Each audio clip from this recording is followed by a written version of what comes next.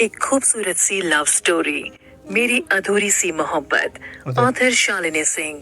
सुन रहे हैं आप जाह्नवी के साथ only on Pocket FM. Anaya mic उठाती है। अब सबकी नजर अनाया पर थी। शिवन्या, राज और मोंटी तो अनाया को यहाँ देखकर बुरी तरह चौंक गए। अनाया ने इशारे से सारे म्यूजिशियन को दोबारा म्यूजिक स्टार्ट करने के लिए कहा। म्यूजिक स्टार्ट होते ही ऋषभ की आंखें खुली और उसने स्पॉटलाइट में खड़ी हुई अनाया को देखा, जिसकी आंखें बंद थी और हाथ में माइक।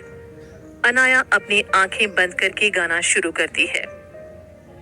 मानती हूँ खुदा तुझी को, तू ही तो रहबर मेरा, अब इस खालीपन में भी तू साथ मेरे खड़ा। तू है नहीं यहाँ, अब ये ना यकीन हुआ, कैसे करूँ खुद से बयां। बिखरी हूँ हर जगह मैं रेत की तरह, ना मेरे दर्द की है दवा। सांसों की सरजमी पर बरसात ला गए, एक झपकी में तेरे साथ 100 ख्वाब आ गए। बेपनाह बेपनाह प्यार है तुमसे, बेपनाह बेपनाह प्यार है तुमसे। इतना गाकर अनाया चुप हो जाती है और म्यूजिक बंद हो जाता है। तभी तालियों के शोर में अनाया ने अपनी आंखें खोली। अनाया की आंखों में नमी थी। प्रैक्टिस रूम में सब लोग सिर्फ अनाया को देख रहे थे, एक हैरानी के साथ। ऋषभ का तो मुंह खुला रह गया था। उसका ही गाना अनाया ने उससे भी ज्यादा खूबसूरती से गाया। वो ये देखकर बिल्कुल हैरान था।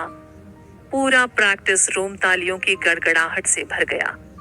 ऋषभ अनाया के पास आया और बोला, बाकियों की तरह अगर मैं ये कहूँ कि आपने बहुत खूबसूरत गाया है तो थोड़ा अजीब लगेगा, लेकिन सच्चाई ये है, इस गाने को आपकी आवाज में सुनकर मुझे इसका मतलब समझ आया। तुम अपनी ही तरह बहुत खूबसूरत गाती हो। ये सुनकर अनाया ने उसकी तरफ देखकर एक फीकी सी मुस्कुराहट दी। सभी लोग अनाया की तरफ आए उससे बात करने के लिए। ये देख अनाया ने अपूर्वा का हाथ पकड़ा और उस प्रैक्टिस रूम से निकल गई। अनाया अपूर्वा से, तू चल मैं आती हूँ। अपूर्वा, लेकिन यार मेरी बात तो सुन, तू जा कहाँ रही है? अनाया बिना किसी सवाल का जवाब दिए वॉशरूम की तरफ बढ़ गई। वॉशरूम में आकर अनाया ने उसका डोर लॉक किया और वॉश बेसिन के पास खड़ी होकर खुद को सामने लगे शीशे पर देखने लगी। अनाया की आंखों में आंसू थे। इतने सालों बाद उसने अपना फेवरेट गाना गाया, जो उसके लिए बहुत अलग सी फीलिंग थी। रोते हुए अपना चेहरा अपने हाथों से छिपा लिया और जोर जोर से रोने लगी। अपनी माँ के जाने के बाद अनाया ने ना कभी कोई गाना गाया और ना ही कभी डांस किया। उसकी सारी ख्वाहिशें, उसके सारे सपने अपनी माँ के साथ ही चले गए। लेकिन आज उसे बहुत अजीब लग रहा था, कैसे उसने खुद पर से कंट्रोल खो दिया। वो काफी देर तक इसी तरह रोती रही। उसके बाद उसने खुद को संभाला और मुंह धोकर स्टेडियम की तरफ आ गई। दूसरी तरफ शिवन्या, राज, मोंटी और ऋषभ अनाया की आवाज के फैन हो चुके थे। अनाया बिना किसी को कुछ कहे इस तरह चली गई। ये सब उनके लिए बहुत अजीब था। ये देखकर शिवन्या बोली, अनाया कितना अच्छा गाती है यार, कितनी खूबसूरत आवाज है उसकी। मुझे आज तक नहीं पता था कि वो इतना अच्छा गाती भी है। मोंटी, सच में यार मानना पड़ेगा ऋषभ, तेरी पसंद तो बहुत कमाल की है। इतनी खूबसूरत आवाज भाई मैंने अपनी जिंदगी में आज तक नहीं सुनी। ऋषभ, तुम लोगों ने तो उसकी आवाज सुनी, लेकिन मैंने उसमें कुछ और भी सुना। सब लोग ऋषभ का मुंह देखते हैं और पूछते हैं, क्या? ऋषभ, एक दर्द था उसकी आवाज में, पता नहीं कैसा। बहुत कम लोगों में देखने को मिलता है ये दर्द, लेकिन उसमें बहुत था, इतना कि उसकी आवाज में भी साफ दिख रहा था। शिवन्या, देखो यार, मुझे दर्द के बारे में ज्यादा कुछ नहीं पता, लेकिन इतना जानती हूँ उसने जो भी गाया दिल से गाया और बहुत खूबसूरत। मोंटी, तेरी बात से पूरी तरह सहमत हूँ मैं पांडा। राज, ऋषभ मानना पड़ेगा तेरा गाना उसने तुझसे भी बढ़िया गाया, इसमें कोई शक नहीं है। ऋषभ इस बात पर मुस्कुराकर रह गया। वो चारों वहां से निकलकर कैंटीन में आ गए। अनाया स्टेडियम पहुंचकर एक पेड़ के नीचे चुपचाप बैठी अतीत में खो गई थी। तभी अपूर्वा उसके पास आई और बोली, तेरी आंखें लाल क्यों है? तू रोई है ना? बता मुझे। अनाया नॉर्मल बिहेव करते हुए, पागल है क्या यार, मैं क्यों रोऊंगी? मुझे कौन सा मेरा बॉयफ्रेंड छोड़कर भाग गया? तू ना अपना सारा दिमाग यहाँ मत लगा। अपूर्वा, फिर तेरी आंखें लाल क्यों हैं? अनाया पास पड़ी फाइल के पन्ने पलटते हुए, कुछ नहीं यार, आंखों में कचरा चला गया था और मैंने आंखें मसल दी, इस वजह से शायद लाल हैं आंखें। अपूर्वा, ठीक है भाई, तू बोल रही है तो मान लेती हूँ, लेकिन अब जल्दी लंच करने चल, मुझे बहुत ज्यादा भूख लग रही है। अनाया, मुझे भूख नहीं है यार, तू किसी और के साथ लंच करने चली जा। अपूर्वा, देख मेरा दिमाग खराब मत कर, जल्दी से मेरे साथ कैंटीन चल, मुझे भूख इतनी लगी है कि मैं इस टाइम तुझे भी खा सकती हूँ। अनाया, बोला ना मुझे भूख नहीं, तेरी समझ में नहीं आता क्या? अपूर्वा, तू मेरी बात सुन, तुझे भूख है या नहीं मुझे कुछ नहीं पता, मुझे बहुत भूख है। अगर तू मेरे साथ कैंटीन में नहीं चली तो मैं भी तेरे साथ पूरे दिन भूखी रहूंगी। अब जाना ना जाना तेरी मर्जी है। अनाया, ये कौन सा नया ड्रामा है? बच्चों की तरह क्यों कर रही है? भूख है तो चली जाना कैंटीन। अपूर्वा, बोल दिया ना मैंने, तेरे बिना लंच नहीं करूंगी। अनाया, चल फिर, तेरी जिद के आगे आज तक कोई जीत पाया है तो मेरी क्या मजाल। अनाया और अपूर्वा बात करते हुए कैंटीन में आ जाते हैं। अनाया और अपूर्वा एक टेबल पर बैठ जाते हैं और अपूर्वा खाने का ऑर्डर देती है। अनाया चुपचाप बैठी आज जो कुछ भी हुआ उसके बारे में सोचने लगती है। इस प्यारे सी लव स्टोरी में आगे क्या होगा जानने के लिए सुनते रहिए जाह्नवी के साथ मेरी अधूरी सी मोहब्बत, सिर्फ पॉकेट एफएम पर।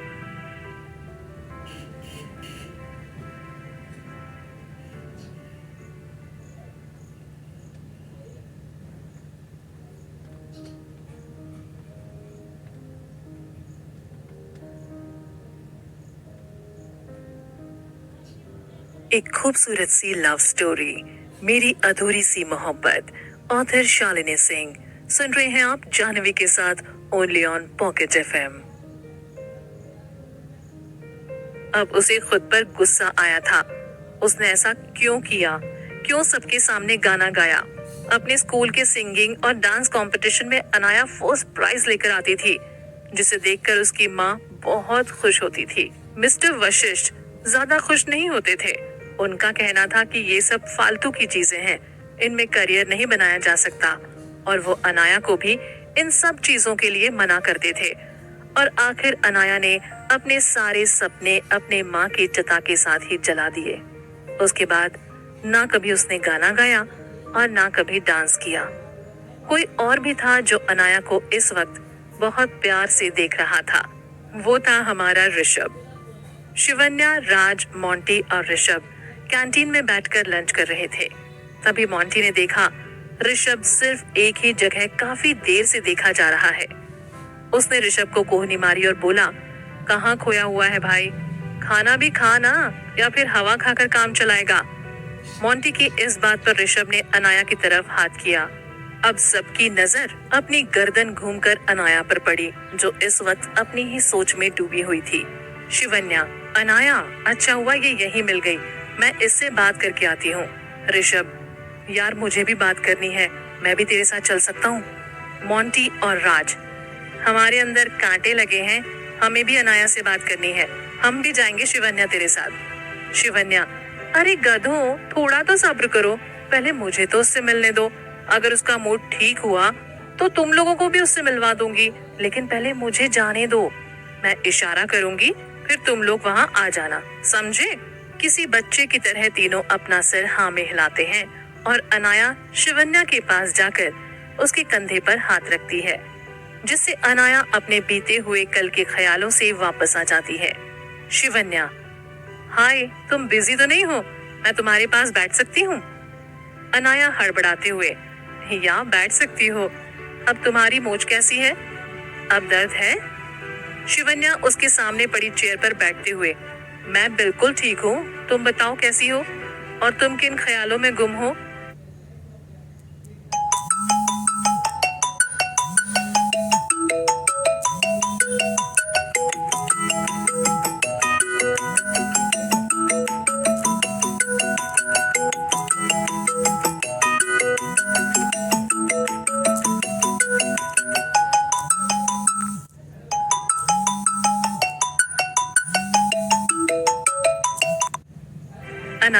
नहीं, बस ऐसे ही काम से रिलेटेड कुछ सोच रही थी। तभी अपूर्वा बीच में कूदते हुए बोली, हाय शिवन्या, कैसी हो तुम? शिवन्या मुस्कुराते हुए, हेलो अपूर्वा, मैं बिल्कुल ठीक हूँ। तुम बताओ, तुम कैसी हो? अपूर्वा, मैं तो हमेशा की तरह एकदम मस्त। तुमने बताया नहीं कि तुम इस कॉलेज में पढ़ती हो यार। शिवन्या, और तुम लोगों ने भी तो नहीं बताया कि तुम लोगों का इवेंट यहाँ पर है। एक्चुअली मैं भी कल ही अनाया से मिली हूँ। ऋषभ, मोंटी और राज शिवन्या को इस तरह अपूर्वा के साथ बातों के पकौड़े तलते देख गुस्सा हो रहे थे। राज, इस पांडा को क्या करने के लिए भेजा था और क्या कर रही है? खाली पीली वहां बैठकर अनाया की फ्रेंड के साथ बातों के पकौड़े तले जा रही है। मोंटी, ये मोटी एक काम भी ठीक से नहीं कर सकती है। वैसे बात करने के लिए उसकी फ्रेंड भी बुरी नहीं है, मुझे तो बहुत अच्छी लगी। प्लीज यार, आज शिवन्या से बोलना उस लड़की से मेरी बात चलाए। ऋषभ, तुम दोनों चुप रहने का क्या लोगे? यहाँ मेरे दिमाग की बैंड बजी हुई है और तुम दोनों को अपनी अपनी सेटिंग की चिंता है। अरे मेरे बारे में भी तो कुछ सोच लो यार, मुझ पर क्या गुजरी है। ऊपर से पांडा पता नहीं वहां क्या कर रही है। शिवन्या, मैं तुमसे कुछ बोलूं तो तुम मानोगी? अनाया हैरानी से, क्या? शिवन्या हंसते हुए, अरे टेंशन मत लो, ये बात भाई को लेकर नहीं है। तुम हर बार ही डर जाती हो यार। अनाया, नहीं ऐसी कोई बात नहीं, तुम बोलो, क्या बोलना चाहती हो? शिवन्या, वो एक्चुअली बात ऐसी है, मेरे कुछ दोस्त हैं। शिवन्या थोड़ी दूर रखे टेबल की तरफ इशारा करते हुए, जहाँ ऋषभ, राज और मोंटी बैठे हुए थे, बोलती है, मैं जानती हूँ मेरे दोस्तों से गलती हुई है और वो तुमसे माफी मांगना चाहते हैं। प्लीज तुम उन्हें एक मौका नहीं दोगी अपनी गलती मानने का और सुधारने का? अनाया उन तीनों की तरफ देखते हुए, शिवन्या, मुझे किसी की माफी की जरूरत नहीं है। शिवन्या, मैं जानती हूँ तुम्हें, तुम कितनी साफ दिल की हो, लेकिन उनके दिल में ये बात है कि उन्होंने तुम्हारे साथ कुछ गलत किया है। प्लीज वो तुमसे एक बार माफी मांग ले तो उनका दिल भी हल्का हो जाएगा। अनाया, ओके। शिवन्या अनाया के हाँ सुनते ही उन तीनों को इशारा करती है। वो तीनों खुशी से कूदते हुए उनके पास आकर बैठ जाते हैं। शिवन्या उन तीनों का इंट्रोडक्शन कराती है। अनाया, ये राज है, ये मोंटी और ये ऋषभ। इनके नाम मैंने तुम्हें इसलिए बताया कि शायद तुम इन्हें इनके नाम से ना जानती हो। अनाया, राज, मैम हमें माफ कर दीजिए। हमें पता है कि हमारी दोस्त की गलती थी उस दिन। हम तीनों अपने किए के लिए बहुत शर्मिंदा हैं। हमने आपको बिना वजह इतना परेशान किया, इसके लिए हम तीनों आपको दिल से सॉरी बोलते हैं। इट्स ओके, माफी मांगना जरूरी नहीं होता राज। अगर उस गलती को आपने दिल से महसूस किया है कि सच में आपने कुछ गलत किया है, माफी वो होती है आपकी खुद के लिए। इस प्यारे से लव स्टोरी में आगे क्या होगा जानने के लिए सुनते रहिए जाह्नवी के साथ मेरी अधूरी सी मोहब्बत, सिर्फ पॉकेट एफएम पर।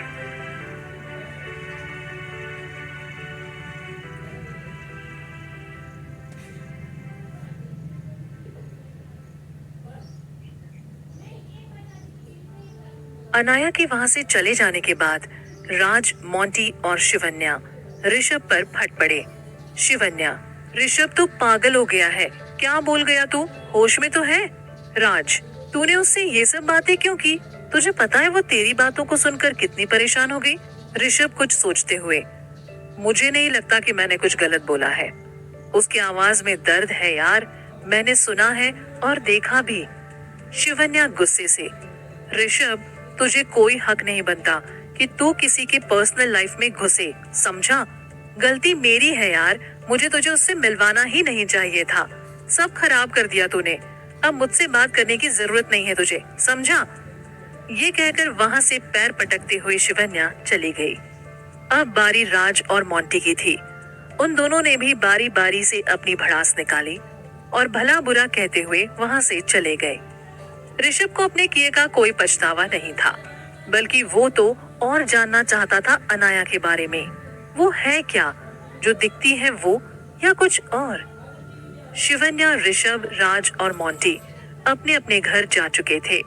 अनाया भी अपूर्वा को लेकर कॉलेज से निकल गई। दोनों ही गाड़ी में चुपचाप बैठी थी। अनाया अपनी सोच में डूबी थी और अपूर्वा उसे देखकर आज जो कुछ भी हुआ उसके बारे में। अपूर्वा से अब अनाया की चुप्पी बर्दाश्त नहीं हुई। वो बोल पड़ी, अपूर्वा, यार ऐसे मूड खराब कर रखा है, कुछ बोलेगी भी या नहीं? अनाया ड्राइव करते हुए, सुनना क्या चाहती है तू मुझसे, वो बोल। अपूर्वा, देख, जो कॉलेज में हुआ वो गलत था, उसका गुस्सा मुझ पे तो मत निकाल यार। अनाया, तुझ पर गुस्सा निकाला होता तो तू इस वक्त गाड़ी में मेरे साथ नहीं बैठी होती। अपूर्वा, वैसे तो गाती तू बहुत अच्छा है, तेरे इस टैलेंट के बारे में मुझे नहीं पता था। दोनों बात करते हुए ऑफिस आ चुके थे। अनाया गाड़ी से उतरते हुए बोली, अभी बहुत कुछ है जो तू मेरे बारे में नहीं जानती। अपूर्वा अनाया का मुंह ही देखती रह गई। अनाया अपने केबिन में आकर बैठ गई और उसके पीछे अपूर्वा भी। अनाया, सुन कॉफी मंगा ले, बहुत दर्द है सिर में। अपूर्वा, इतना गुस्सा करेगी तो सिर में दर्द तो होगा ही। अनाया उसे घूरते हुए, तुझसे तेरी राय नहीं मांगी है, जितना बोला है उतना कर। अपूर्वा, वही तो कर रही हूँ, गुस्सा क्यों हो रही है तू मुझ पे? अनाया चेयर पर आंखें बंद करके बैठ गई। अपूर्वा उसे देखकर बोली, क्या चल रहा है तेरे दिमाग में यार, इतना परेशान क्यों है तू? अनाया, कुछ सवालों के जवाब नहीं होते, बस सवाल ही रहते हैं। इस बीच उनकी कॉफी आ गई। अपूर्वा ने कॉफी का मग उसकी तरफ बढ़ा दिया और एक खुद लेकर बैठ गई। अनाया कॉफी पीते हुए, घर चलें, मैं थक गई हूँ, थोड़ा रेस्ट करना चाहती हूँ। अपूर्वा कॉफी पीते हुए, चलते हैं, वैसे भी 8 तो बज ही चुके हैं, घर पहुंचते हुए 9 तो बज ही जाएंगे। तभी सारा उसके केबिन में आई और एक फाइल देते हुए, मैम एक बार ये फाइल देख लीजिएगा। अनाया, टेबल पर रख दो, घर जाकर देख लूंगी। सारा फाइल टेबल पर रखते हुए, ओके मैम। अनाया और अपूर्वा ने अपनी कॉफी खत्म की और बैग उठाकर बाहर आ गई। अनाया ने अपूर्वा को उसके घर छोड़ा। अपूर्वा अनाया से, एक बात बोलूं, बुरा ना माने तो। अनाया हेलमेट पहनते हुए, बोल। अपूर्वा, थोड़ा गुस्सा कम कर अपना, लोग क्या सोचते हैं तेरे बारे में उससे तुझे कोई फर्क नहीं पड़ना चाहिए, तू खुद के लिए सही है, बस इस बात को ध्यान में रख। अनाया मुस्कुराते हुए, आजकल बहुत समझदारी वाली बातें करने लगी है। अपूर्वा दांत दिखाते हुए, ही संगत का असर है। अनाया, बाहर खड़े होकर दांत ही दिखाती रहेगी या घर के अंदर भी जाएगी? अपूर्वा, मैं तो जा ही रही थी, तूने ही मुझे बातों में लगा लिया। बाय, कल मिलते हैं। अनाया मुस्कुराते हुए अपने घर की तरफ आ जाती है। अनाया घर आकर अपना डेली रूटीन का काम खत्म करके अपने कमरे में आकर सारा की दी हुई फाइल खोलकर बैठ जाती है और साथ ही लैपटॉप में उसकी डिटेल्स नोट करती है। दूसरी तरफ अरमान घर आता है तो शिवन्या हॉल में बैठी होती है। अरमान शिवन्या के सर पे हल्का सा मारते हुए, पूरे दिन बस इस फोन में घुसी रहती है, करती क्या है पूरे दिन इसमें? ये बोलकर अरमान शिवन्या के साथ सोफे पर बैठ जाता है। शिवन्या अरमान को पानी देते हुए, बहुत काम की चीज है ये फोन, आपकी तरह नहीं सिर्फ कॉल करने के लिए फोन यूज करो। अरमान पानी पीते हुए, अच्छा ये बता तेरा फोन किस किस काम आता है? शिवन्या, भाई अभी मैं आपको कुछ दिखाऊंगी तो आपको सब समझ में आ जाएगा कि किस काम आता है। ये बोलते हुए शिवन्या अरमान के पास बैठ जाती है और उसमें ऋषभ के गाने वाली वीडियो प्ले कर देती है। अरमान, तो तूने अपने दोस्त ऋषभ की वीडियो दिखाने के लिए मुझे यहाँ बिठाया है, मुझे नहीं देखना यार ये सब। शिवन्या, भाई आप देखिए तो सही, अगर आपका दिल ना खुश हो जाए तो मेरा नाम बदल देना। अरमान, अरे यार मुझे नहीं देखनी तेरी किसी दोस्त की वीडियो। शिवन्या, आप 2 मिनट चुप बैठेंगे? अरमान, ओके। ये बोलकर अरमान वीडियो देखने लगता है। तभी ऋषभ का गाना खत्म होते ही अनाया का गाया गाना उसके सामने आ जाता है और वो उसे पूरी हैरानी के साथ देखता है। अरमान हैरानी से, ये वीडियो कब शूट किया? शिवन्या, आज ही भाई, अनाया सच में बहुत अच्छा गाती है। अरमान वीडियो देखते हुए, हाँ वो तो देख ही रहा हूँ। अच्छा एक काम कर, ये वीडियो मेरे पास सेंड कर। शिवन्या, मैं क्यों करूँ? अभी तो आपने कहा आपको ये फालतू की चीजों से कोई मतलब नहीं है, मैं नहीं करती, जाओ। अरमान, मेरी प्यारी सी बहन, प्लीज कर दे यार सेंड मुझे। शिवन्या, ठीक है, लेकिन इसके बदले में मुझे क्या मिलेगा? अरमान, जो तू मांगेगी, प्रॉमिस। इस प्यारी सी लव स्टोरी में आगे क्या होगा जानने के लिए सुनते रहिए जाह्नवी के साथ मेरी अधूरी सी मोहब्बत, सिर्फ पॉकेट एफएम पर।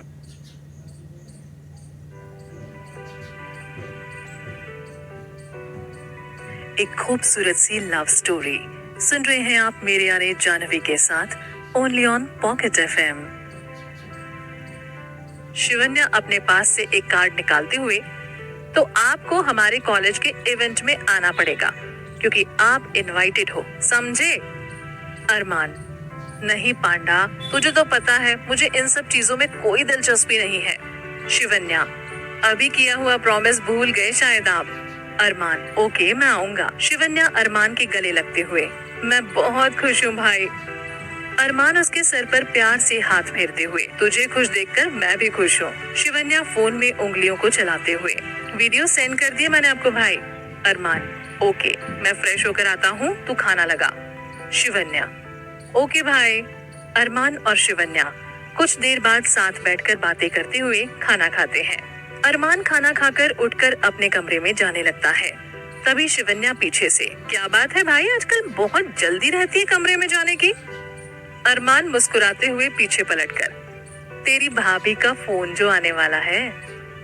शिवन्या खुशी से उछलते हुए, सच्ची भाई, आप दोनों की फोन पर बातें होने लगी? अरमान, हाँ, और मैं बहुत खुश भी हूँ। शिवन्या, वो तो दिख ही रहा है आपके चेहरे पर, अभी बात होनी शुरू हुई है, कुछ दिनों में मुलाकातें, फिर प्यार और फिर शादी। मुझे तो सोच के गुदगुदी हो रही है भाई। अरमान, अरे बस कर पांडा, इतना आगे तक का सोच के बैठी है तू। शिवन्या, तो क्या आप नहीं सोच के बैठे? अरमान उसकी इस बात पर मुस्कुरा कर रह जाता है।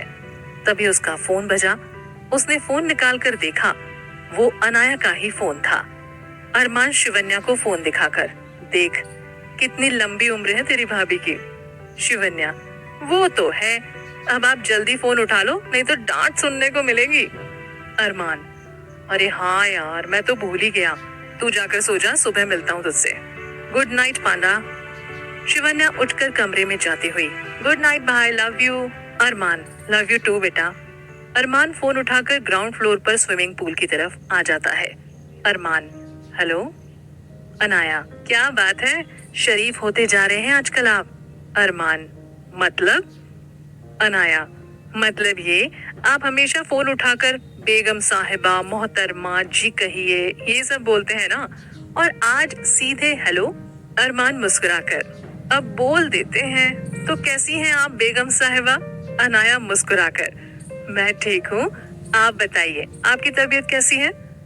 अरमान मुस्कुराकर, आप ठीक हैं तो हम कैसे हो सकते हैं, हम भी बिल्कुल ठीक हैं। अनाया, डॉक्टर से चेकअप करवाया आपने? अरमान, जी बेगम साहिबा, और उनका कहना है 2-3 दिन में घाव पूरा भर जाएगा। अनाया, गुड। अपनी दवाई ली? अरमान, मैम अभी दवाई नहीं ली, लेकिन खाना खा लिया है, थोड़ी देर में दवाइयां भी ले लूंगा। अनाया, अरमान, आपसे कुछ पूछना था, इजाजत है तो पूछूं? अनाया, जी।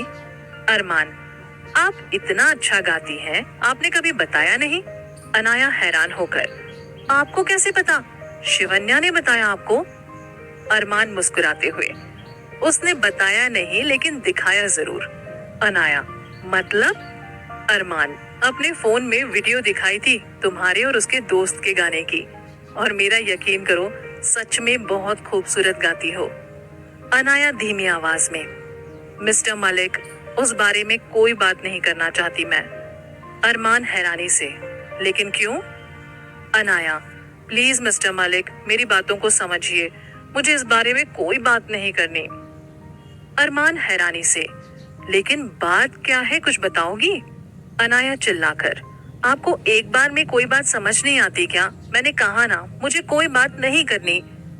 ये कहकर अनाया गुस्से से फोन काट देती है, फोन को बेड पर पटक देती है। अरमान अभी भी हैरानी से जो कुछ हुआ उसके बारे में सोच रहा था। अनाया ने फोन क्यों काटा? और वो क्यों उसके बारे में बात नहीं करना चाहती। दूसरी तरफ अनाया अपने बेड पर लेटकर तकिए में मुंह छुपाकर बुरी तरह रो रही थी। अनाया के इस तरह गुस्से से कॉल काट देने से अरमान भी परेशान हो गया। उसने विस्की की एक पूरी बोतल निकाली और अपने मुंह से लगा ली।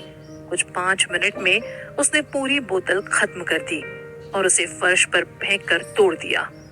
अब उसे खुद पर गुस्सा आ रहा था। उसने एक सिगरेट जलाई और अपने होठों के बीच रखकर जो कुछ हुआ उसका जिम्मेदार खुद को ठहराने लगा। सिगरेट पीते वक्त अरमान की आंखों में आंसू थे, साथ में एक अजीब सी बेचैनी भी। उसने अनाया से प्रॉमिस किया था कि वो उसे कभी आगे से कॉल नहीं करेगा। एक तरफ से अपना वादा निभाना था, दूसरी तरफ अनाया की फिक्र थी। अनाया रोते रोते कब सो गई उसे खुद पता नहीं चला। अरमान भी पूल साइड पर नशे में होने की वजह से फर्श पर ही सो गया। अगली सुबह अरमान उठते ही शिवन्या के कमरे में गया। उसने देखा शिवन्या हमेशा की तरह घोड़े बेचकर सो रही है। कल रात की वजह से अरमान काफी परेशान था, लेकिन शिवन्या को इस तरह देखकर अरमान को थोड़ी राहत मिली।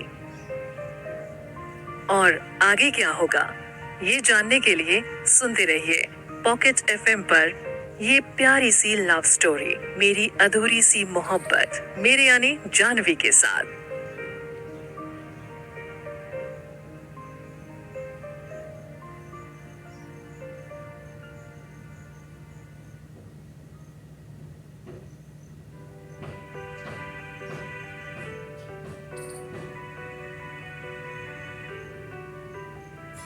एक खूबसूरत सी लव स्टोरी सुन रहे हैं आप मेरे यानी जानवी के साथ ओनली ऑन पॉकेट एफएम। उसने शिवन्या के सर पर हाथ फेरते हुए उसे जगाया। शिवन्या ने अपनी आधी खुली आंखों से अरमान को देखा और बोली, भाई आप सुबह सुबह नंगे पुंगे कहाँ घूम रहे हैं? अरमान उस वक्त बिना शर्ट पहने था। उसकी आदत थी बिना शर्ट के सोने की। अरमान उसके सर पर हाथ फेरते हुए, कुछ नहीं, बस तू लेट हो रही थी, तुझे कॉलेज नहीं जाना क्या? उठ जा मोटो। शिवन्या उठते हुए, भाई आप खुद तो 6 बजे मुर्गे की तरह उठ जाते हो, दूसरे लोगों को तो चैन से सोने दो। यार मैं तो अपने कमरे में चैन से भी नहीं सो सकती। अरमान, बातें बनाना हो गया हो तो जाके तैयार हो जा। शिवन्या नींद में, भाई। अरमान शिवन्या को जगाकर अपने कमरे में आ जाता है और विस्की का एक पैक बनाकर बालकनी में चला जाता है। अरमान इस वक्त अनाया को लेकर काफी परेशान था और गुस्सा भी। वो सोच रहा था उसने अनाया को ऐसा क्या बोल दिया जिसकी वजह से अनाया उससे नाराज हो गई और फोन काट दिया। अरमान ने अपना विस्की का पैक खत्म किया और फ्रेश होने बाथरूम में चला गया। दूसरी तरफ अनाया भी अपने डेली रूटीन के काम से फ्री होकर ऑफिस आ गई। ऑफिस आते ही हमेशा की तरह उसने अपना लैपटॉप और गाड़ी की चाबी उठाई और पार्किंग में आ गई, जहां अपूर्वा उसका इंतजार कर रही थी। अपूर्वा और अनाया गाड़ी में बैठकर कॉलेज के लिए निकल गए। कॉलेज में पहुंचते ही अनाया अपने काम में लग गई और अपूर्वा उसे शांत देखकर बहुत परेशान थी, लेकिन वो करती भी क्या। अनाया से कुछ पूछना मतलब शेर के मुंह से निवाला निकालने के बराबर था।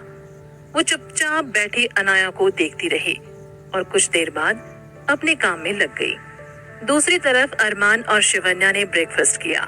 अरमान शिवन्या से, आज मैं तुम्हें कॉलेज छोड़ देता हूँ। शिवन्या हैरानी से, भाई आज आप मुझे कॉलेज छोड़ेंगे? सच्ची? आज सूरज कहाँ से निकला है? ये कहकर शिवन्या खिलखिलाकर हंस पड़ी। अरमान के चेहरे पर अभी भी कोई हंसी या मुस्कुराहट नहीं थी। ये देखकर शिवन्या समझ गई कि जरूर कोई गड़बड़ है, इसलिए उसने अपना चुप रहना ही सही समझा और अरमान के साथ गाड़ी में बैठकर अपने कॉलेज आ गई। गाड़ी से उतरते हुए शिवन्या ने अरमान को अपना ध्यान रखने के लिए कहा और अंदर चली गई और अरमान बाहर खड़ा होकर देखता रहा कि कहीं उसे अनाया दिख जाए। अरमान को बाहर खड़े तकरीबन 10 मिनट हो गए होंगे, लेकिन उसे अनाया कहीं नहीं दिखी। अरमान इसे अपनी किस्मत समझकर वहां से चला गया। अरमान अपने अड्डे पर पहुंचा, जहां उसके आदमी उसका इंतजार कर रहे थे। अरमान ने वहां पहुंचकर एक सिगरेट सुलगा ली और मोहन से पूछा, रशीद कहाँ है? मोहन, भाई वो फोन नहीं उठा रहा है, सुबह से ही फोन ट्राई कर रहे हैं। अरमान सिगरेट की कश लेते हुए, पता लगा उसका? मोहन, जी भाई। सारे आदमियों ने अपने अपने खबरियों से पता किया, लेकिन रशीद का कहीं कुछ पता नहीं चला। मोहन डरते हुए अरमान के पास आकर बोला, भाई रशीद का कहीं कुछ पता नहीं चल रहा है। अरमान, इस बात से ये पता चलता है तुम सब अपने काम में ढीले हो। सारे आदमी अपना सिर झुकाकर अरमान के सामने खड़े हो गए। तभी राजू का फोन बजा। उसने अरमान की तरफ देखा, जो उसे ही देख रहा था। इशारे में राजू ने अरमान से फोन उठाने की इजाजत मांगी। अरमान ने बिना कुछ कहे अपनी पलकें झपका दी। अरमान के इशारे पर फोन उठाकर राजू एक तरफ आ गया। सामने वाले आदमी की बातें सुनकर राजू के चेहरे पर एक जहरीली मुस्कान तैर गई। फोन काटकर वो अरमान के पास आकर बोला, भाई रशीद का पता चल गया है। वो इस वक्त अपने ससुराल में अपने बीवी बच्चों के साथ है। अरमान खामोशी से, फिर इंतजार किस चीज का कर रहे हो? अभी उसके ससुराल के लिए निकलो, और ससुराल में खातिरदारी तो मेरे हाथों से ही होगी। ये कहते हुए वो अपनी जगह से उठा। अपनी गर्दन और हाथों की उंगलियां चटकाते हुए गाड़ी में आ बैठा। 3 गाड़ियों में उसके आदमी आ बैठे। अरमान की गाड़ी राजू चला रहा था। अरमान उसके साथ वाली सीट पर आंखें बंद किए बैठा। राजू ने अरमान की आंखें आते वक्त देखी थी, जो लाल थी, जैसे वो रात भर सोया ना हो। अरमान को गुस्सा बहुत ही कम आता था। अरमान हमेशा कोशिश करता था उसके गुस्से का सामना किसी को ना करना पड़े, इसलिए वो ज्यादातर शांत ही रहता और कम बोलता। राजू को अरमान की चिंता हो रही थी, लेकिन वो अरमान से उसकी परेशानी पूछ भी नहीं सकता था। तकरीबन 1 घंटे बाद वो लोग एक घर के सामने आकर रुके। दूसरी तरफ अनाया कॉलेज में अपने क्रू मेंबर्स से कुछ बात कर रही थी। तभी उसे शिवन्या उसकी तरफ आती दिखी। अनाया उसे इग्नोर करके अपने ही काम में लगी रही। शिवन्या उसके पास आकर, हेलो अनाया, कैसी हो तुम? अनाया फाइल में नजर गड़ाते हुए, फाइन, तुम कैसी हो? शिवन्या, मैं भी ठीक हूँ। मुझे तुमसे कुछ बात करनी थी, तुम फ्री हो क्या 2 मिनट? अनाया ने फाइल बंद की और उसकी तरफ देखते हुए बोली, देखो शिवन्या, अगर तुम कल के बारे में बात करने आई हो तो मुझे उस बारे में कोई बात नहीं करनी, तुम जा सकती हो। और आगे क्या होगा ये जानने के लिए सुनते रहिए पॉकेट एफएम पर ये प्यारी सी लव स्टोरी, मेरी अधूरी सी मोहब्बत, मेरे यानी जानवी के साथ।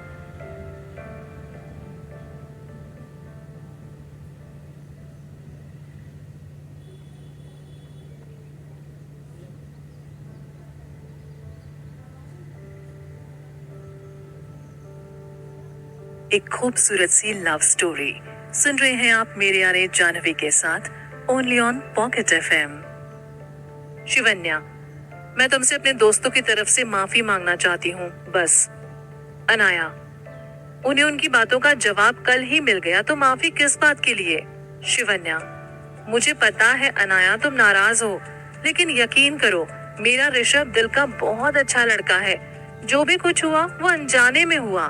अनाया, शिवन्या प्लीज, मैंने तुमसे पहले ही कहा था, मुझे इस बारे में कोई बात नहीं करनी।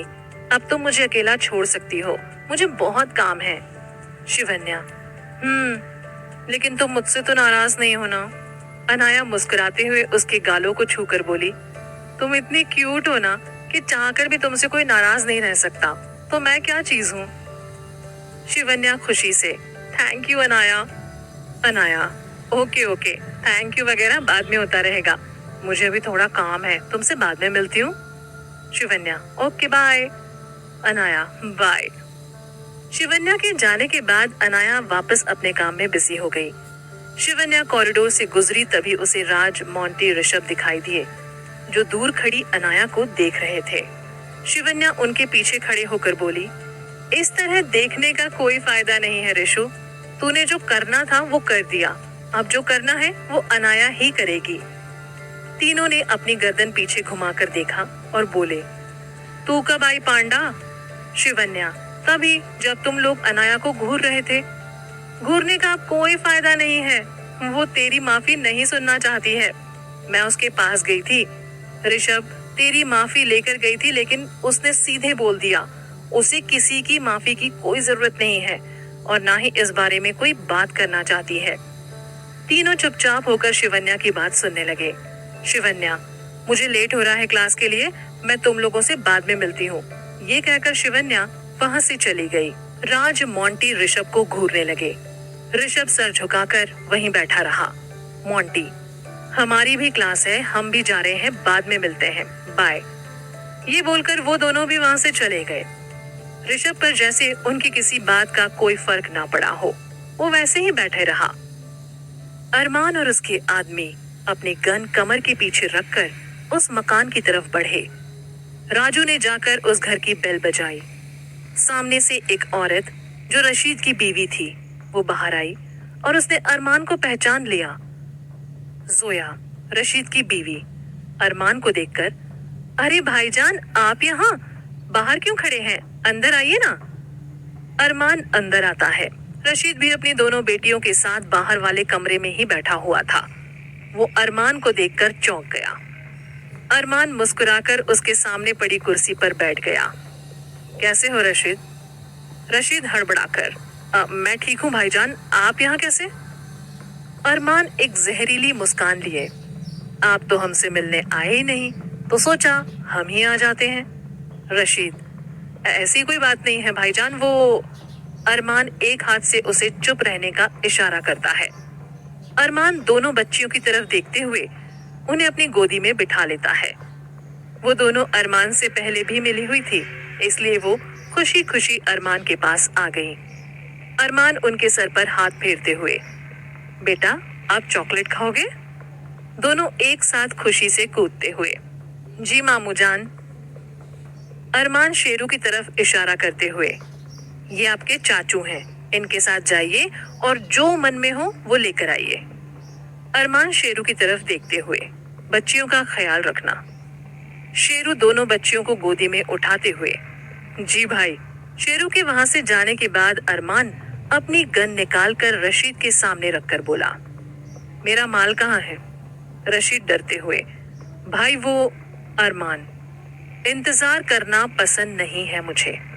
रशीद हड़बड़ाते हुए, भाई, माल नवाब के पास है। अरमान, और वहां पहुंचा कैसे? रशीद डरते हुए, वो मैंने ही पहुंचाया माल उस तक। तभी एक गोली चलने की आवाज आई और उस कमरे में मौजूद सभी लोग हैरान हो गए। गोली चलने की आवाज से सब हैरानी में थे। गोली सीधे सामने लगे एक शीशे से टकराई और शीशा चकनाचूर हो गया। गन अरमान के हाथ में थी। अरमान उसे अपने माथे से लगाते हुए बोला, क्यों किया तूने ऐसा? अपनों के साथ गद्दारी? रशीद डरते हुए, भाई, आप मेरी बात तो सुनिए पूरी। इससे पहले अपनी बात पूरी कर पाता, तभी जोया उस कमरे में आई और बोली, भाईजान, हमें पता है आप बहुत गुस्से में हैं इस वक्त, लेकिन आप हमारी बात सुनिए एक बार। अरमान गुस्से से रशीद को घूरते हुए जोया को बोला, तुम नहीं जानती जोया, इस बार क्या किया है। तुम मेरी बहन हो, इसलिए तुमसे बोल रहा हूँ, दूर रहो इस मामले से। जोया अरमान के पैर पकड़कर बैठ जाती है और बोलती है, भाईजान, आप जानना नहीं चाहेंगे, पिछले 15 सालों से जो आदमी आपके साथ काम कर रहा है, उसने पहली बार आपके साथ इतनी बड़ी धोखेबाजी क्यों की? अरमान उसे उठाकर अपने सामने पड़ी चेयर पर बैठाकर बोलता है, लालच जोया, पैसों का लालच। पैसा ऐसी चीज है ना कि किसी का भी दिमाग घुमा सकता है, फिर ये तो एक मामूली इंसान है। जोया आंखों में आंसू भर, भाईजान, आप जो सोच रहे हैं वो बहुत गलत है, सच्चाई कुछ और है। अरमान बैठते हुए, वही तो सुनने आया हूँ मैं इसके मुंह से। जोया, सच्चाई मैं आपको बताती हूँ भाईजान। आगे क्या होगा जानने के लिए सुनते रहिए जाह्नवी के साथ मेरी अधूरी सी मोहब्बत, सिर्फ पॉकेट एफएम पर।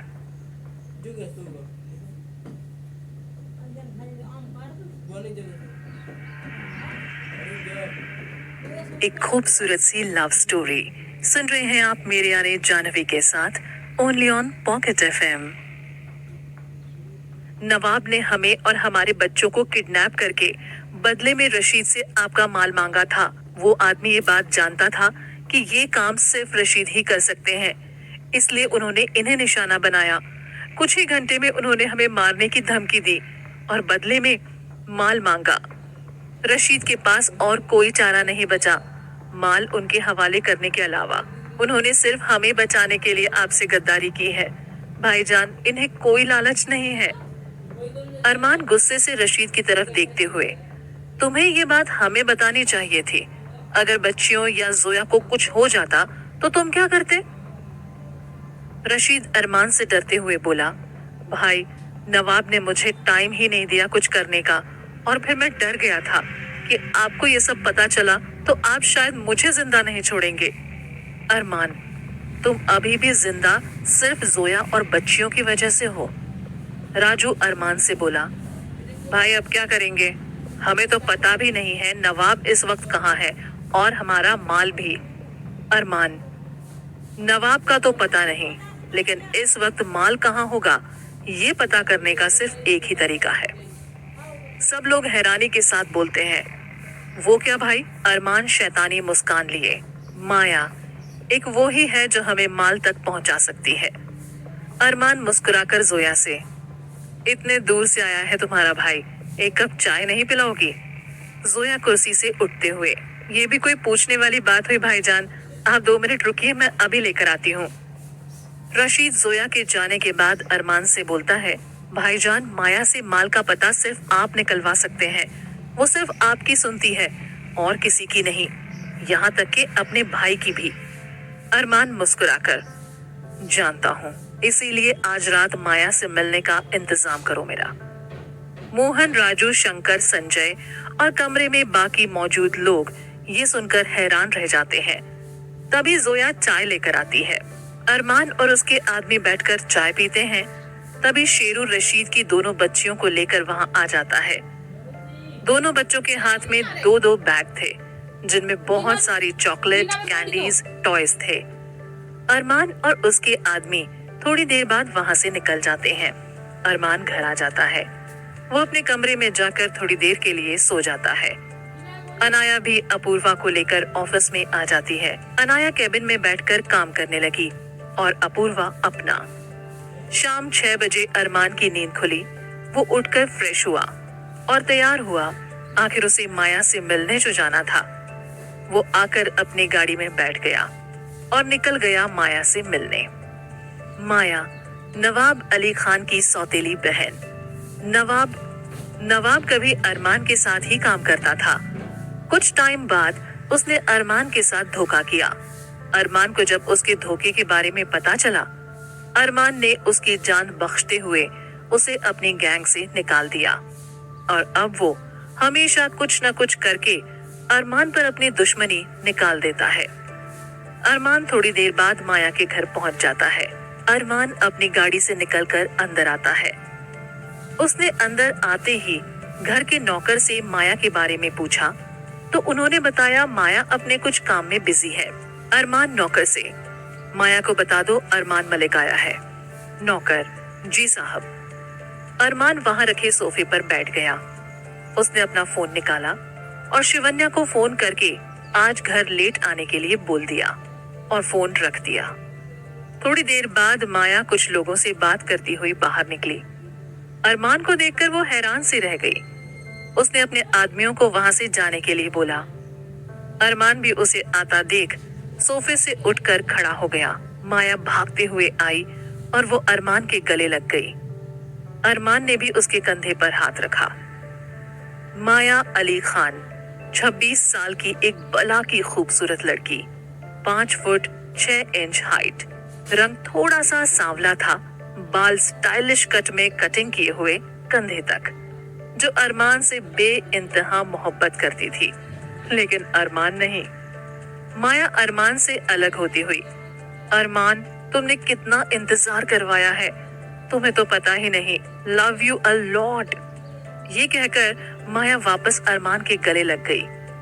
अरमान ने उससे खुद को अलग किया और साथ वाले सोफे पर बैठता हुआ बोला, तुम अपना ये फ्लर्ट करना कब छोड़ोगी माया? माया, प्यार करती हूँ तुमसे, कोई फ्लर्ट नहीं, और ये बात तुम भी बहुत अच्छी तरीके से जानते हो। अरमान मुस्कुराकर, और तुम मेरे बारे में ये बात जानती हो कि मैं तुमसे प्यार नहीं करता, फिर भी ये पागलपन किस लिए? माया उसे अपनी बाहों में जकड़ते हुए बोली, आज नहीं करते तो क्या हुआ, कुछ दिनों बाद तुम भी करने लग जाओगे मुझसे प्यार, जैसे मैं तुम पर मरती हूँ बिल्कुल वैसे ही। अरमान उसे खुद से दूर करते हुए, मुझे कुछ काम है तुमसे माया, इसलिए आया हूँ। माया मुस्कुराते हुए, जानती हूँ, क्योंकि तुम कभी बिना किसी काम के नहीं आते, लेकिन अभी मेरा काम के बारे में बात करने का कोई मूड नहीं है। आगे क्या होगा जानने के लिए सुनते रहिए जाह्नवी के साथ मेरी अधूरी सी मोहब्बत, सिर्फ पॉकेट एफएम पर।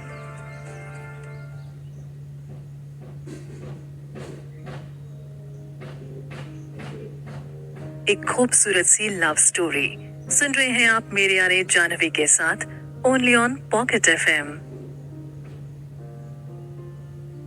अरमान, माया बार काउंटर की तरफ बढ़ते हुए, विस्की या वाइन? अरमान उठकर उसकी तरफ आया और बोला, जो तुम्हें ठीक लगे।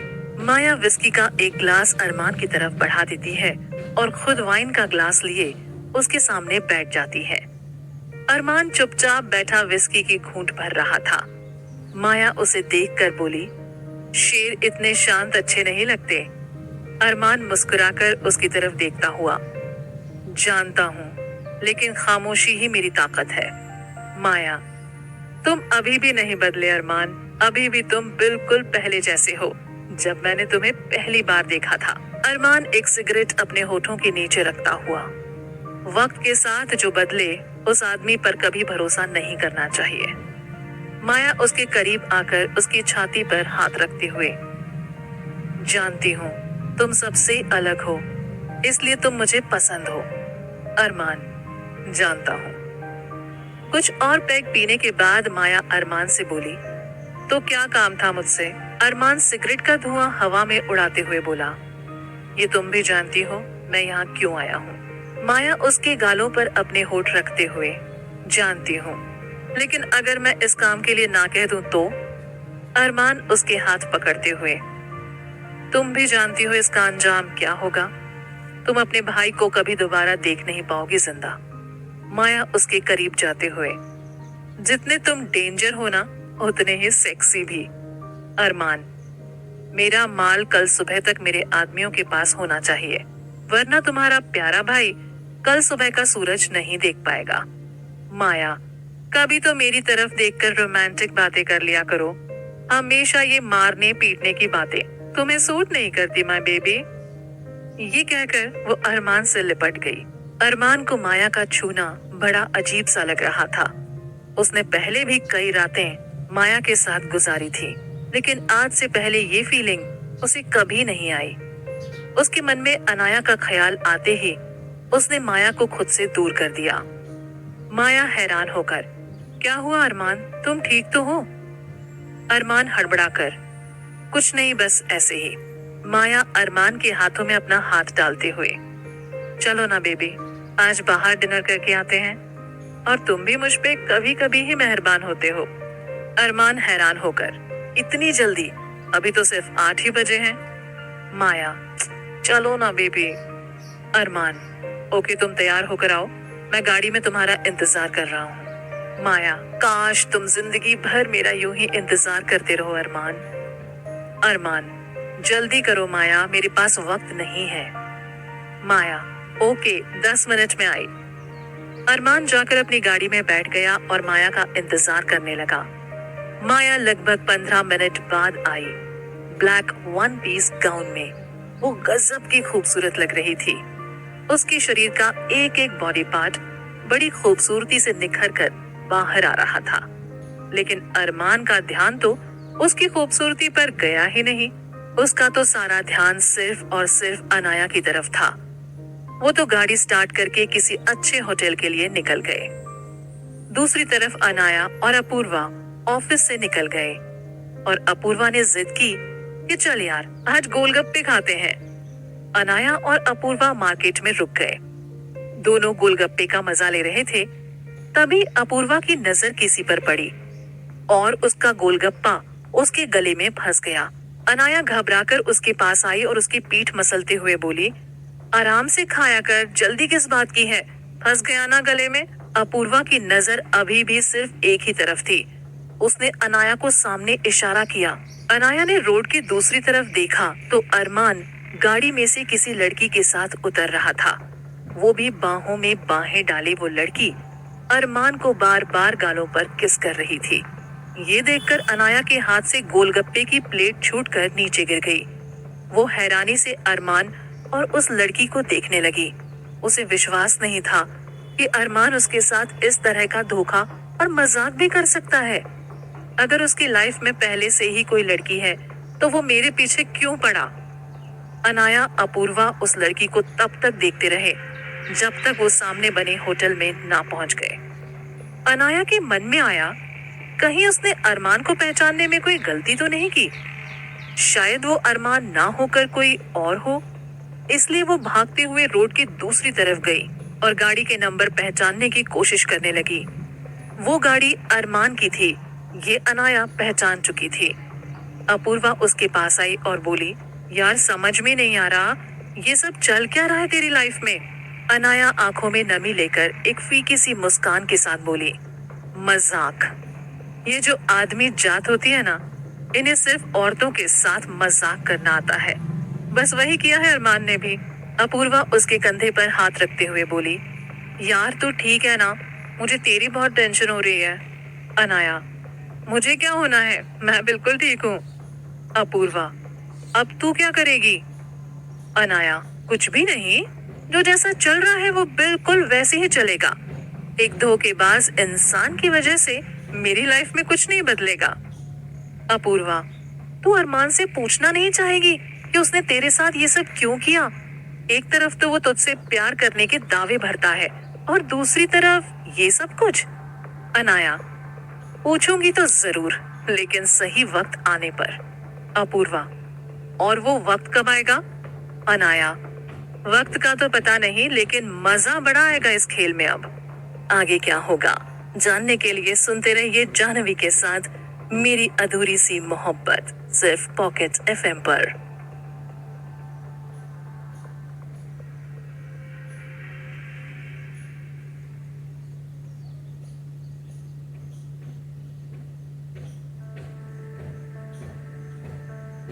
एक खूबसूरत सी लव स्टोरी सुन रहे हैं आप मेरे यानी जाह्नवी के साथ, ओनली ऑन पॉकेट एफएम।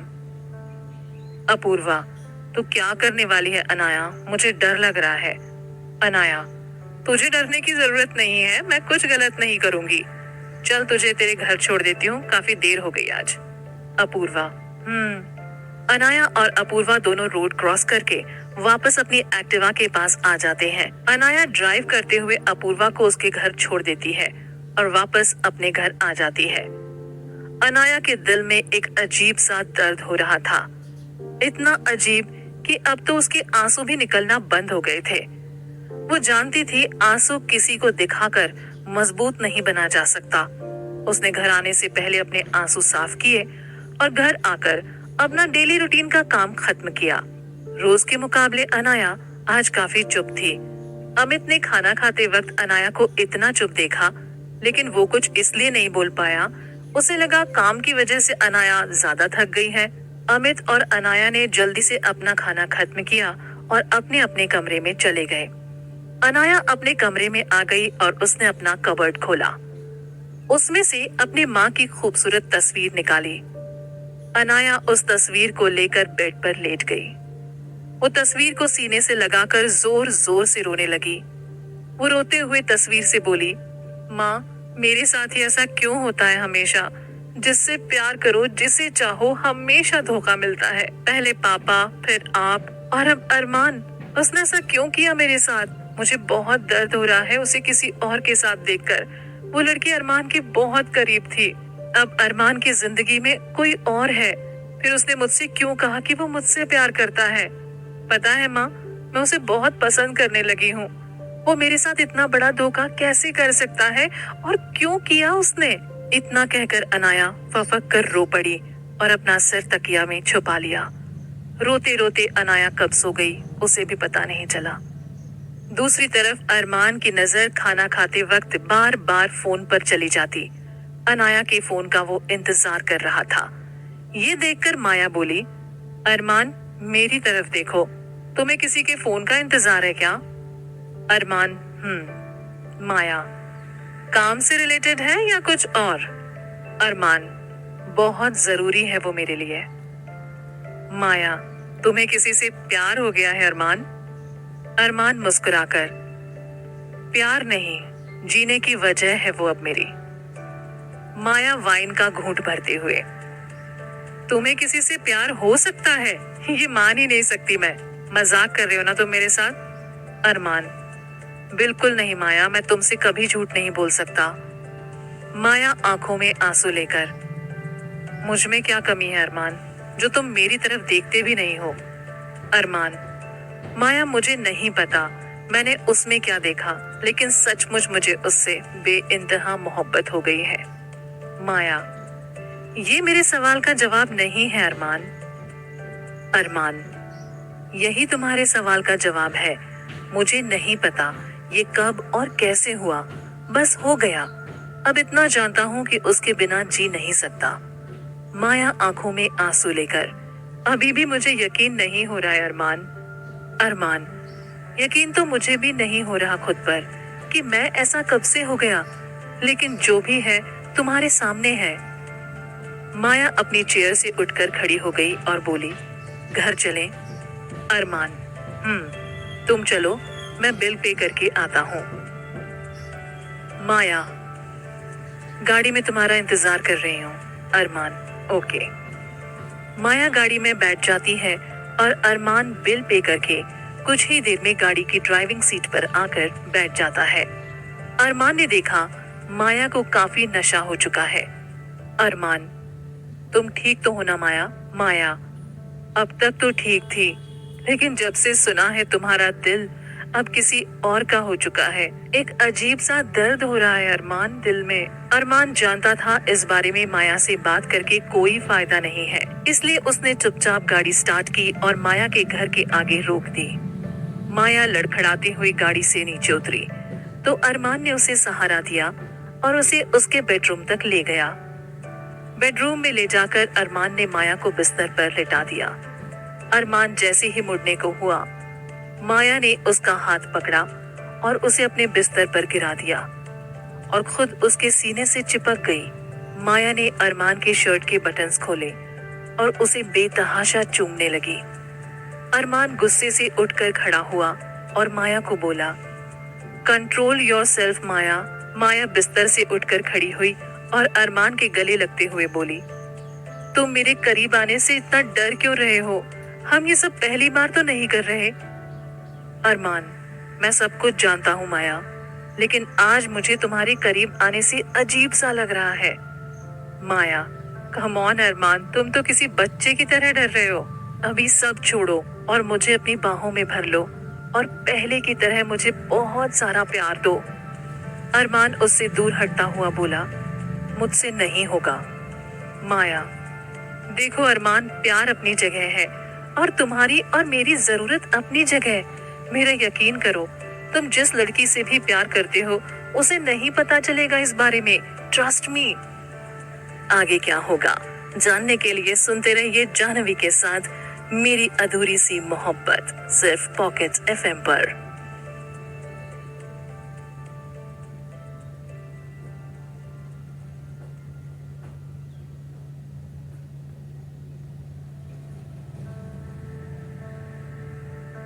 एक खूबसूरत सी लव स्टोरी सुन रहे हैं आप मेरे यानी जाह्नवी के साथ, ओनली ऑन पॉकेट एफएम। अरमान, मैंने उससे प्यार किया है, कोई मजाक या टाइम पास नहीं। मैं उसे कभी धोखा नहीं दे सकता जब तक मेरी जिंदगी है। जो कुछ है बस वही है मेरे लिए। माया, और मेरा प्यार अरमान, मैं भी तो तुमसे प्यार करती हूँ ना। हर दिन हर रात सिर्फ तुम्हारे लिए तड़पती हूँ। तुम इस बात को क्यों नहीं समझ रहे? कल की आई उस 2 कौड़ी की लड़की के लिए तुम मुझे ठुकरा रहे हो। माया इससे आगे कुछ बोलती, अरमान ने एक जोर का थप्पड़ उसके गालों पर दे मारा और बोला, दोबारा उसके बारे में इस तरीके से बात की तो मैं भूल जाऊंगा कि मैं एक लड़की के सामने खड़ा हूँ। वो लड़की नहीं है, जिंदगी है मेरी, मेरे जीने की वजह है। उसके साथ बिताए एक दिन के बाद मुझे कोई मौत भी दे तो वो खुशी खुशी मंजूर है। माया हंसते हुए, प्यार भी बड़ी कमीनी चीज है अरमान, अच्छे अच्छों का रिश्ता तोड़ देती है। तुम खुद को और मुझे देख लो, तुम्हें जानवर से इंसान बना दिया और अब मुझे शायद इंसान से जानवर। अरमान, माया, तुम प्लीज मुझे गलत मत समझो, मुझे समझने की कोशिश करो, मैं तुमसे प्यार नहीं करता। माया, पिछले 5 सालों से समझने की कोशिश ही तो कर रही हूँ अरमान, पर आज तक नहीं समझ पाई कि तुम चाहते क्या हो। हर तरीका, हर चीज आजमा कर देख ली जिससे तुम मेरे पास और मुझे मेरी तरह प्यार करो। मेरा पागलपन तो तुम्हारे लिए बढ़ता चला गया, लेकिन तुम्हारा मेरे लिए प्यार कभी नहीं बढ़ा। हमेशा मैं तुम्हारे लिए सिर्फ एक लड़की थी, सिर्फ इस्तेमाल करने की चीज। अरमान, मैं कभी तुम्हारे पास नहीं आया, तुम खुद चलकर मेरे पास आई थी। तुम मुझसे प्यार करती हो, मैं तुमसे नहीं, इसलिए मैंने तुम्हारे साथ भी अपना सब कुछ शेयर किया, लेकिन अब नहीं होता मुझसे। मैं अब किसी को धोखा नहीं दे सकता।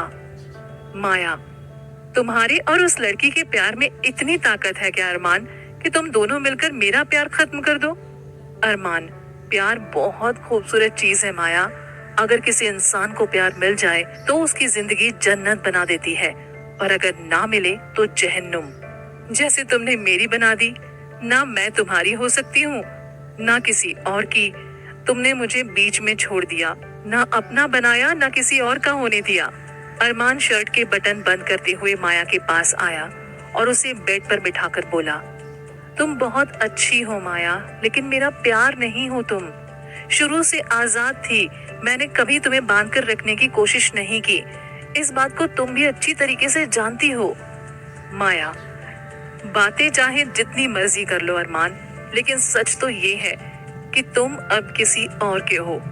अरमान, बहुत रात हो गई है, तुम्हें सो जाना चाहिए।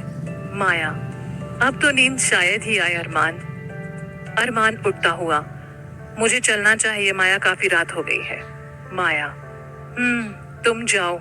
अरमान, तुम ठीक हो ना? माया मुस्कुरा रही थी, लेकिन उसकी ये मुस्कुराहट उसका दर्द छुपाने में नाकाम रही। अरमान माया के पास आया और उसे गले से लगाकर बोला, माफ कर देना माया, हो सके तो अपना ध्यान रखना। याद रखो, मैं अभी भी तुम्हारा दोस्त हूँ, दुश्मन नहीं। तुम जब भी मुझे याद करोगी मैं तुम्हारे आसपास ही मिलूंगा, लेकिन एक अच्छे दोस्त की तरह। ये कहकर अरमान दरवाजे की तरफ बढ़ गया। तभी माया पीछे से बोली, अगर वो लड़की ही ना रहे तो प्यार करोगे ना तुम मुझे पहले की तरह? अरमान मुस्कुराते हुए, उस लड़की को छूने से पहले तुम्हें मुझसे होकर गुजरना पड़ेगा। उसके लिए मैं अपनी जान भी दे सकता हूँ और तुम्हारी जान ले भी सकता हूँ। अगर उसे तुम्हारी वजह से एक खरोंच भी आई तो यकीन मानो, जिन हाथों से तुम्हें आज तक इतना प्यार मिलता आया है, वो तुम्हारी जान लेने में वक्त नहीं लगाएंगे। अरमान वहां से निकल गया। अरमान ड्राइव करते हुए अनाया के बारे में सोचने लगा। फिर उसने वापस अपना फोन चेक किया तो उसमें अनाया का कोई कॉल नहीं था। ये देखकर अरमान फिर परेशान हो गया। अरमान ने गाड़ी पार्किंग में लगाई और घर के अंदर आया। अरमान का मन हुआ शिवन्या को देखने का, तो उसके कमरे की तरफ मुड़ गया। उसने धीरे से शिवन्या के कमरे का दरवाजा खोला और देखा, वो बिना किसी परेशानी के आराम से सो रही थी। अरमान उसके बेड पर बैठा और उसके सर पर काफी देर तक हाथ फेरता रहा। उसे लगा शिवन्या नींद से जाग न जाए और उसकी नींद खराब न हो जाए, ये सोचकर वो उसके कमरे से निकलकर अपने कमरे में आ गया। घड़ी पर नजर डाली तो रात के 3 बजने का इशारा कर रही थी। दिन में सोने की वजह से अरमान की आंखों में अब नींद नहीं थी। उसने अपने कमरे में से एक विस्की की बोतल निकाली और उसे लेकर पूल साइड पर आ गया। उसने विस्की का ढक्कन खोला और पूरी बोतल अपने मुंह से लगा ली। पूरी बोतल खत्म होने के बाद अरमान का गला बहुत बुरी तरीके से जल रहा था, जिस तरह उसने तेजाब पी लिया हो। अरमान को इस दर्द की इतनी फिक्र नहीं थी जितनी अनाया की थी। उसे समझ नहीं आ रहा था अनाया ने उसे आज फोन क्यों नहीं किया और कल भी इस तरह गुस्सा होकर फोन क्यों काट दिया।